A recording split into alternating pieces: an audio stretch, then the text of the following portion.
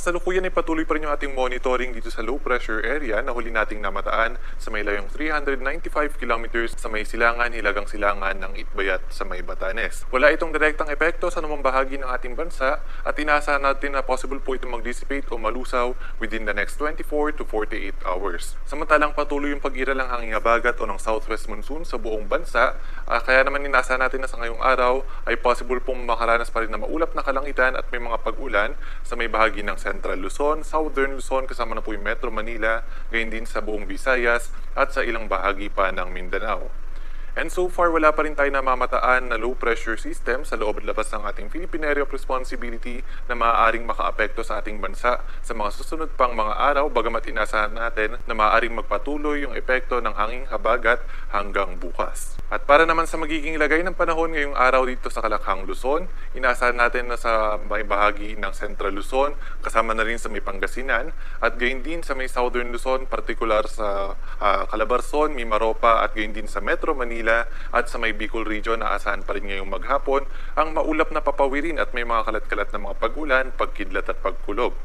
Samantalang sa nalalabing bahagi naman ng Luzon, bahagyang maulap hanggang sa maulap yung kalangitan at may mga tsansa pa rin ng mga isolated rain showers or thunderstorms.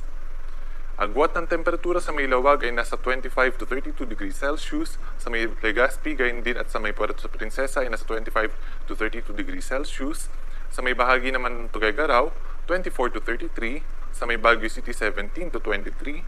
at sa may Metro Manila 25 to 31, sa may Tagaytay 23 to 29 at sa may Kalayaan Islands ay nasa 24 to 32 degrees Celsius. At para naman sa magiging lagay ng panahon sa Kalakhang, Visayas at Mindanao, sa buong Visayas maulap na papawirin din ang aasahan sa buong maghapon at may mga kalat-kalat na mga pag-ulan, pagkidlat at pagkulog. Gayun din dito sa may kanlurang bahagi ng Mindanao, partikular sa may Zamboanga Peninsula, Northern Mindanao sa may BARMM at sa may Soxargen area. Samantalang sa may bahagi naman ng Caraga at sa may Davao Region, bahagyang maulap hanggang sa maulap lamang na kalangitan, bagamat may mga tsansa pa rin ng mga pag-ulan, pagkidlat at pagkulog, dulot ng mga localized thunderstorms. Ang agwat ng temperatura sa may Iloilo ay nasa 26 to 32 degrees Celsius, sa may Metro Cebu 25 to 31, sa may Tacloban 25 to 32, sa may Cagayan de Oro ang agwat ng temperatura ay nasa 24 to 32 degrees Celsius, sa may Metro Davao 24 to 33 at sa may Zamboanga City naman 23 to 32 degrees Celsius. At para naman sa kalagayan ng ating karagatan, sa ngayon wala tayong nakataas na gale warning sa namang baybayin ng ating bansa, malaya pa rin makakapalaot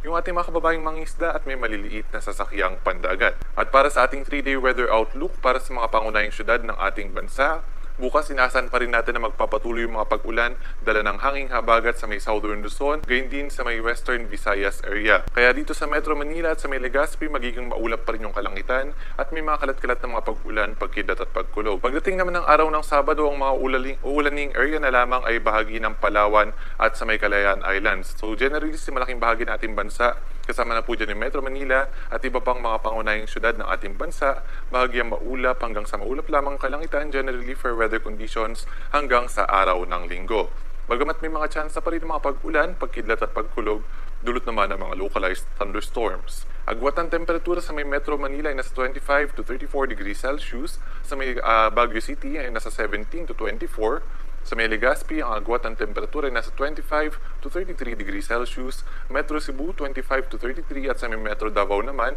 ay nasa 25 to 34 degrees Celsius.